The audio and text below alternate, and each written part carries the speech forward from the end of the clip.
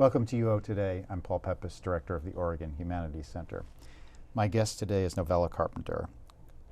She is a writer and urban farmer in Oakland, California. Carpenter's memoir, Farm City, The Education of an Urban Farmer, was published in 2009. Her second book, The Essential Urban Farmer, was co-authored by Willow Rosenthal. Gone Feral, Tracking My Dad Through the Wild, was published in 2014.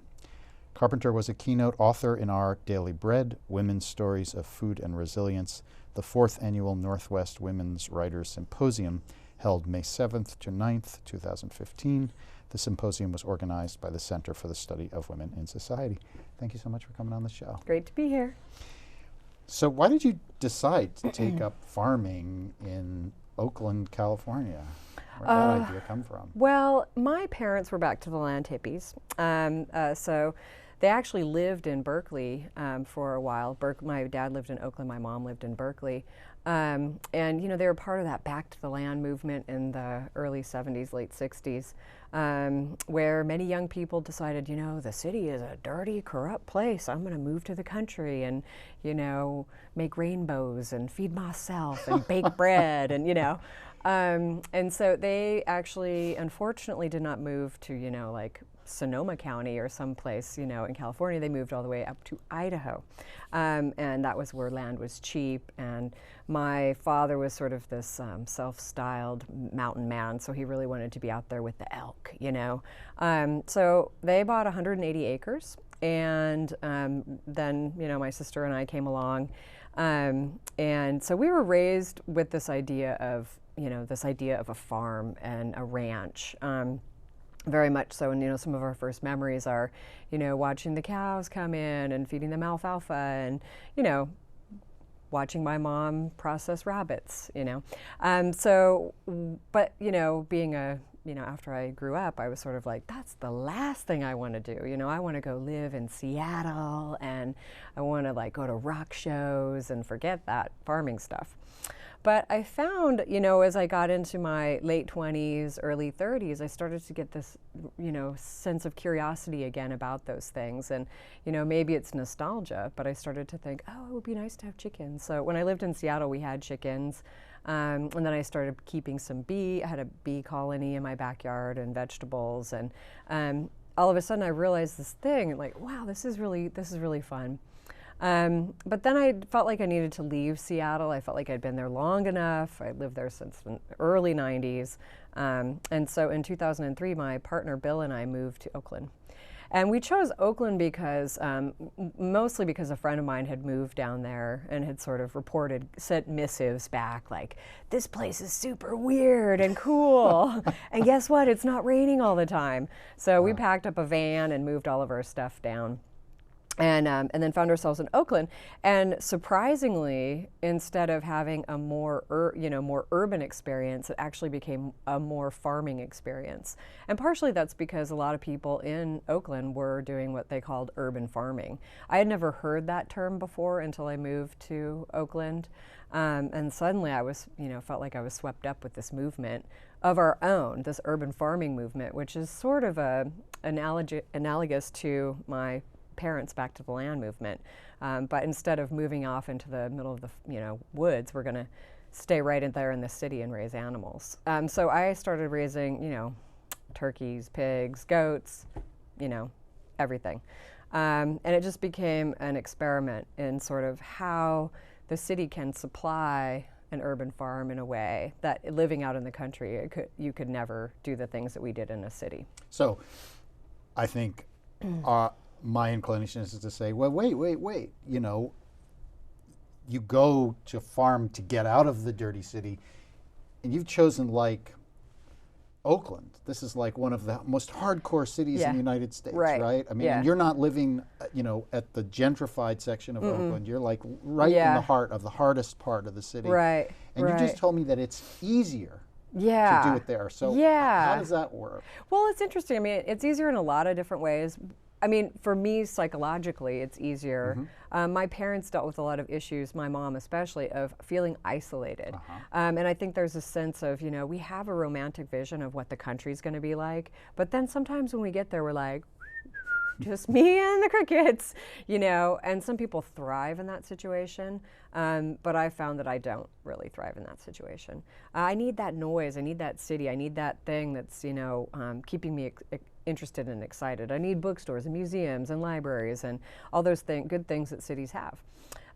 You're right, I liked how you used the word hard to describe my neighborhood. I mean, some people call it the ghetto, a blighted area. Yeah, my farm is called Ghost Town Farm because the neighborhood is the 10-block neighborhood that I'm in is called by locals Ghost Town. And that's because, you know, there's many abandoned buildings and abandoned lots and you know, businesses that used to be there that are no longer. And partially that's because they built this highway and BART system through the neighborhood, which created this other side of the tracks. So we're in technically an area called West Oakland. But it's easier to farm there than, say, any other part of the city of Oakland because many of the people who are living there are immigrants. And so for them, it's very natural to have chickens running around and to see farm animals on a daily basis. You know, that's what it was like in their home country. And so, you know, we have people from Vietnam and Yemen and, you know, Somalia. And so for them, it's just sort of like, oh, cool. Hey, by the way, Novella, you know, this is how I would, you know, process my goat or whatever, you know, so people have hints and tips and they can really share information. And they also don't mind in the way that maybe in a nicer part of Oakland people would mind, you know. I remember my downstairs neighbor, Mr. Wen, was like, I love hearing the rooster crow in the morning, you know. And I'm kind of like, well, I don't, I'm going to kill that rooster. That thing's so annoying. But, you know, so there's this sort of, you know, this thing where it's accepted, culturally accepted. Of course, that's changing now, and I can talk about that a little bit as we go on. But so that's why I feel like a city is somewhat easier. The other thing is that, you know, you have all these people there, and those people see you. They are like, oh, what are you growing? Can I buy some? Or, you know, so it's sort of this, like, it's a very transparent situation where you don't have to go all the way out to a farm to go experience a farm situation. So people are very supportive of that. They bring their kids. I have farm tours. You know, everyone likes to chase a chicken around or pet a baby goat. I mean, you know, it's just, and it's right there in the city. You don't have to bring a kid from the city out to the country. And I think there's just something about that it can become the fabric of a city. But the other thing is that just from an economic standpoint, is that there's a tremendous waste stream in the city. And that is, we're able to tap into that for our urban farm. There is a cabinet factory like a block away from our house, and we go there to collect sawdust to put as animal bedding. There's coffee grounds at the cafe, and that can be used for compost in the garden. You know, there's a million things that you can reuse in the city. We found wood to build raised beds, and so it goes on and on. What you can sort of this gold mine of waste. You know, for the pigs, you know, we found these giant dumpsters filled with peaches and brie, and that's what fed our pigs. So if you can kind of be creative about tapping into that, then it makes farming easier in the city as well. You just mentioned the pigs in passing. So the pigs part of the story is one of the most entertaining parts of the story in many ways.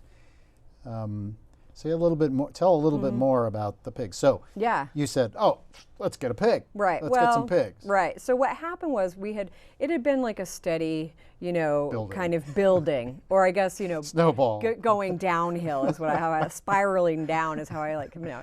But so when we were originally raising turkeys and rabbits, you know, we would go dumpster diving for these animals, and we would find things in the dumpster that no rabbit would ever eat. You know, they're very picky eaters, you know. But we would be in Chinatown, we'd be like, whoa, look at these wontons, or, you know, whatever. So, and Bill said it out loud. He said, man, this is enough food to feed a pig. And, you know, if you say it out loud, it's gonna you know. And then it was like the next day I went to the feed store, and I happened to see like a poster for like a swine auction, and I'm like, yes, we're going. So anyway, we got these pigs, and my goal was to only raise them on dumpster food. I would never buy any pig chow for them because pigs are the ultimate, you know, garbage disposal units. You know, they're just take that food and then turn it into pork. So that was my goal. And you know, they eat a lot though. And they eat a lot, and that's what we discovered. And it was like charming at first, and that, you know, Bill and I would be like kind of like a date for us. You know, we'd go, let's go get, you know, dumpster dive for the pigs tonight. And then, you know, it started as the pigs got bigger and hungrier. And then, you know, if anyone lives in the Bay Area for long enough, they started to demand fresh, local, organic food. Of course. So we had to go all the way to Berkeley and go to those dumpsters. And so it was, you know, by the end it was something like 9 buckets a day we had to feed them. They were just so hungry. They got big, you know, they were 250, 300 pounds. But what happened, the funny story about the pigs was, you know, people would be like, what are you going to do with all that pork? You know, what's your idea? You know, I have a freezer that's like this big, you know. And I'm like, oh, well, I'm gonna make ham and prosciutto and stuff. You know, I had no idea what I was gonna do with it. And I was kind of realized I was in trouble. And what I usually do with everything that I'm interested in, I'll, you know, get the animal first and then I read a book about it, right? So I had gotten these books about making charcuterie, you know, and I'm sort of like, this seems so advanced and I could really mess this up. And so I happened to be at this really nice restaurant, dumpster diving in their back. And I had these like... That's how you go to the restaurant. That's how I go to a nice restaurant. I like check out the dumpster. And I was back there and I had my headlamp on because we always like dumpster dive with headlamps so we can really see everything. And I hear this like, excuse me. And I look up and I totally blinded the manager. You know, he's like, ah, you know, with my headlamp. He's like, what are you doing? And I had this moment of being like, I have pigs. They must eat. You will feed them. I was like, this is a great dumpster. You know, this is a great dumpster. You it's know, like words he'd never heard. Yeah, exactly. I love this place. And he said, and you know, instead of, this is what I love about some cities is, you know, people are very, oh, that's weird, and maybe I can help you. Right. And so he said, oh, you know, the owner is this Italian trained butcher, and I think he might be interested in your project. And so eventually I went to the front of the restaurant, introduced myself to this man, Chris Lee, and we struck a bargain. You know, I would learn how to make salumi from him, and then he would get the biggest leg of the pig, you know, of one of the pigs. And it was a great deal. Every Tuesday I went in for a good month of, you know, just, you know, learning about how to make all of this stuff. So we made pancetta and we made lardo and he showed me his salami recipes. I mean, this was like, you know, coveted information. Yeah. And Chris just did it because I think he just likes freaky people that are doing interesting projects, you know, and he liked the idea that they're only being fed on these scraps and all this. And so, you know, it was time for my pigs to get processed. I brought them to Chris and we turned them into these beautiful products. And it just felt like it was such a deep connection between those animals, you know, and you always hear about nose to tail eating, but this was really, to me, we wasted nothing. Chris was like, get the heads, bring the tail, you know, so we made all these beautiful things out of the pig parts. And it just felt really, you know, I felt so lucky to be, you know, and that's what I mean about having city knowledge, right? This like Italian trained butcher, there he is, you know, so he's just an accessible person. There's another part of the pig story that is also a great part. So you've just told the sort of high part of the pig story, right? Oh, yeah. So here's this chef who's going to help you. Right. So before you were diving in that dumpster, you're diving in Chinatown's dumpster. Oh, yes. So oh, yes. Tell us about that part well, of the story. so the first part of the pigs' lives, I had read this book, Small Scale Pig Raising, that pigs, when they're young, they need to have tons of protein. And so I'd read in this book, you know, Norwegian fishermen used to raise pigs and they would feed the, you know, weanlings fish guts. And I was like, wait a minute, there's that Yick Sink place, and they've got, I remember, you know, because we had been dumpster diving for the rabbits, you know, there was this like quivering bag of disgusting, that we were always like, oh my God, don't touch that. And so all of a sudden I became very interested in this quivering bag, you know? And so Bill and I were down in Chinatown, and for some reason, we would bring buckets and we would dump the quivering bag into these buckets. And you know, it would be like in the quivering bag is like every kind of fish head, fish guts, livers, you know, just disgusting. And we would splatter, you know, they would splatter into the bucket and it would just like hit my glass. It was just disgusting. Then we would load this into our car, right? So by the end, our car was called the slop bucket because it was just disgusting. And we, And at one night we were out doing this, it was like, oh God, the pig, and they would love it. The pigs loved the fish guts. It was like, I was like, there's no way they're gonna eat this. This is disgusting. And I poured it in, and it was like a riot broke out, like the riot, you know? So they just like loved the guts. So I was like, okay, we have to keep going back. And so one night we were there getting the guts, and a homeless man came up to us, and he didn't say a word. He just tried to give us $1.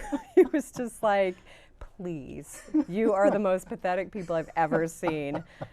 Here's $1, go buy some food. So it was like, but it was like this beautiful moment of Oakland generosity too, where like even the homeless will help you. You know, it's just a beautiful thing. And that happened, you know, I mentioned that in the book, but that happened a lot. That happened a lot when we would be dumpster diving for random disgusting things for the pigs. People would catch us. One man was like, come over to my house, I'll make you food. You know, like, this is so gross what you're doing. We're like, no, we have pigs. You know, so that became our battle cry. No, it's okay, we have pigs. You know. So you've a couple of times in passing used the phrase, we processed them. Yeah. So that's a euphemism, right? Yeah, I mean, in a way. is. So when you say that, what do you mean? Well, I mean, processing for me is killing the animal and then butchering it. So, and there's something about the word slaughter that sounds so like, I don't know, it brings up images of like a slaughterhouse and like an assembly line. And you know, when you're processing an animal in your backyard, it is closer to a religious experience than a commercial factory experience. You know, you're right there, you've known this animal. It's sacrifice in the way that it's sacred.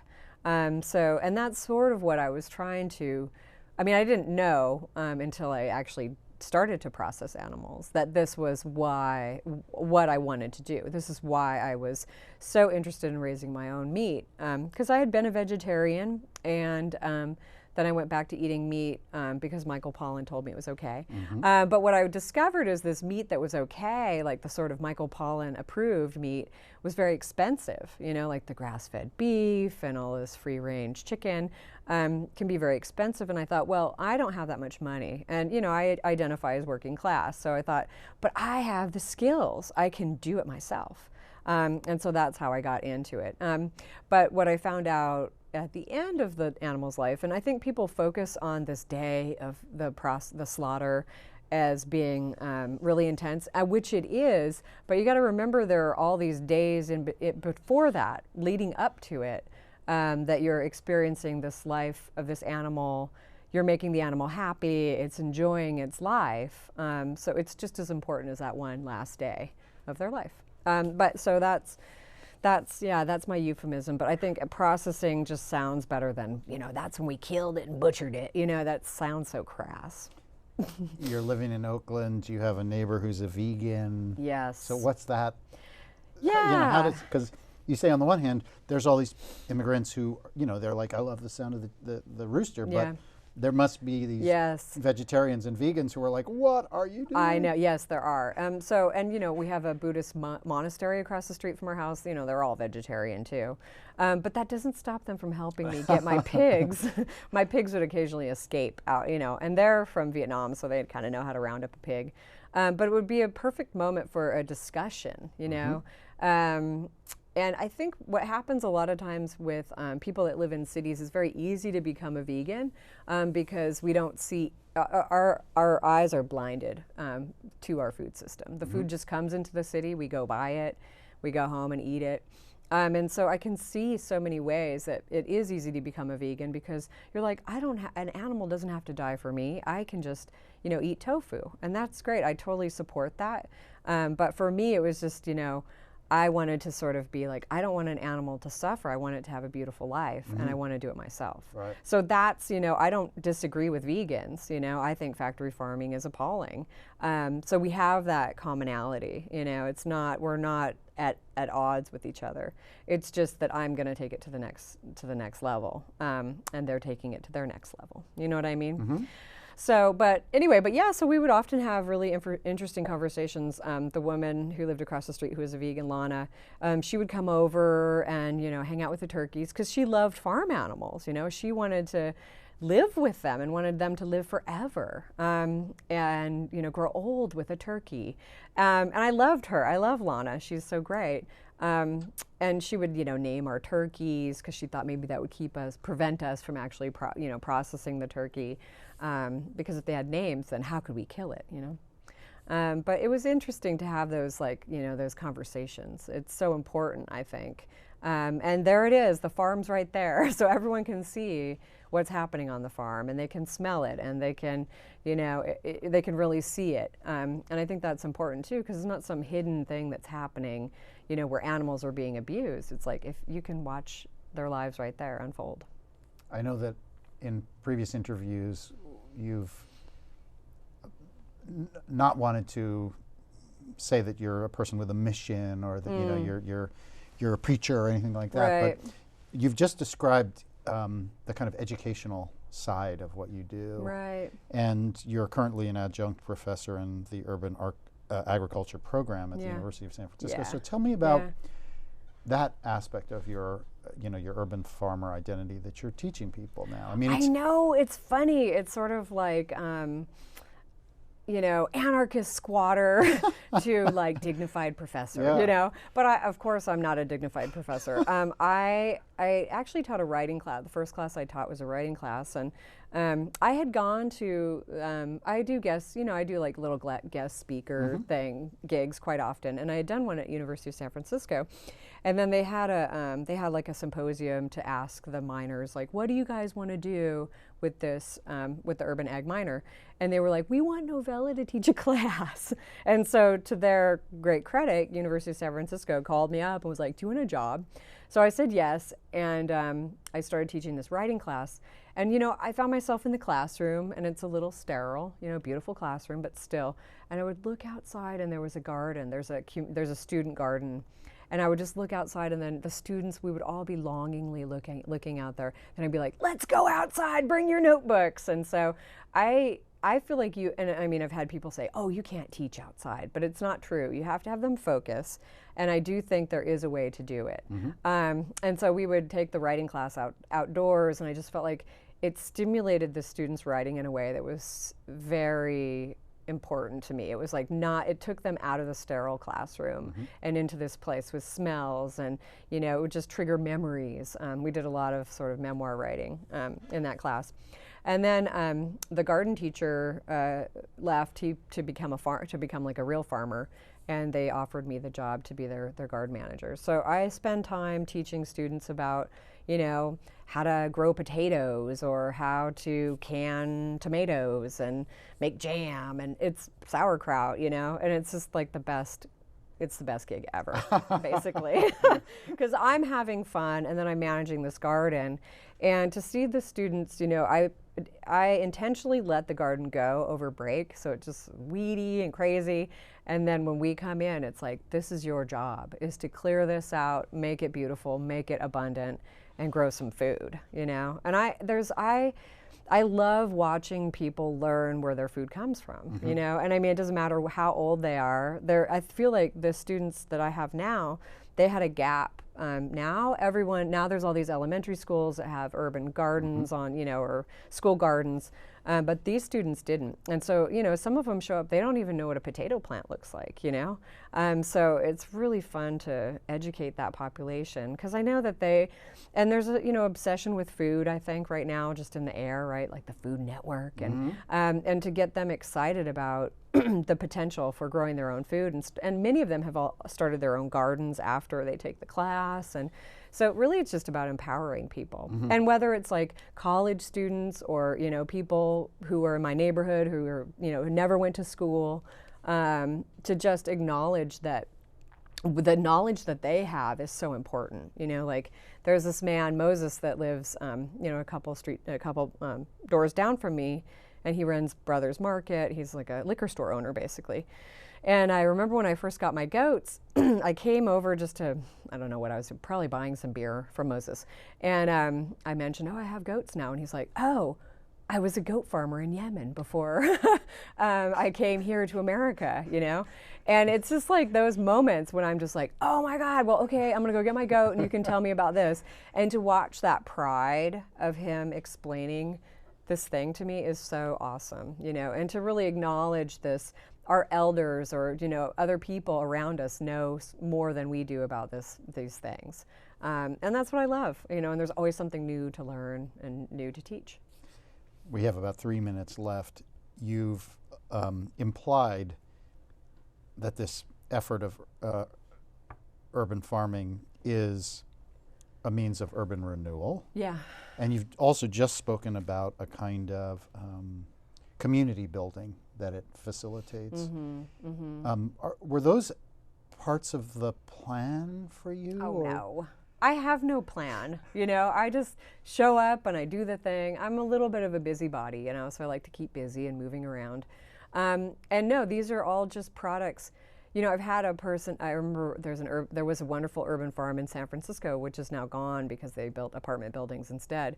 And I was like, well, how many tons of produce are you growing? He's like, I don't know, we don't weigh it. And I was like, okay, cool, neither do I. And then he's like, what I'm growing is this byproduct, which is this creating this space and this community.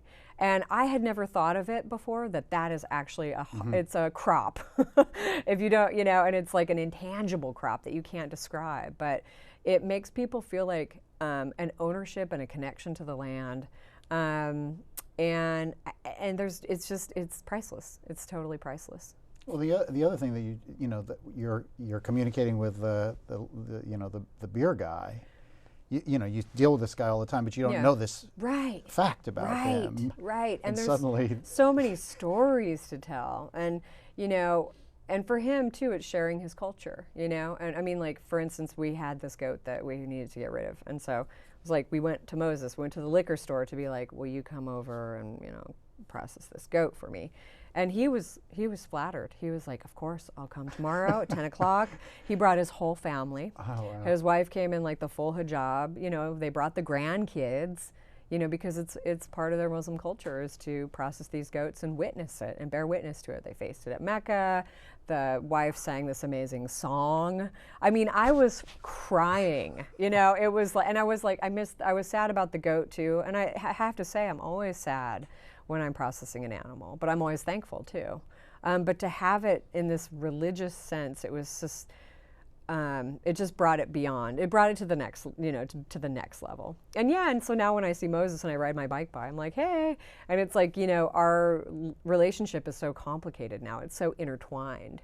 And that's what I want. I want it to become intertwined. I don't want it to just be this superficial kind of, city life. You just leave, you come and you go and do your thing, but, to actually have a connection. Well, that is a wonderful place to stop the interview. It's been a tremendous pleasure speaking with you today. Thanks. Thank you so much for taking the time. A lot of fun.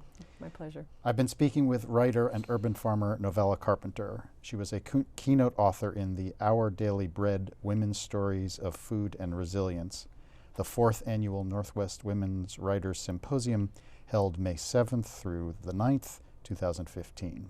The symposium was organized by the Center for the Study of Women in Society. Thanks so much for watching.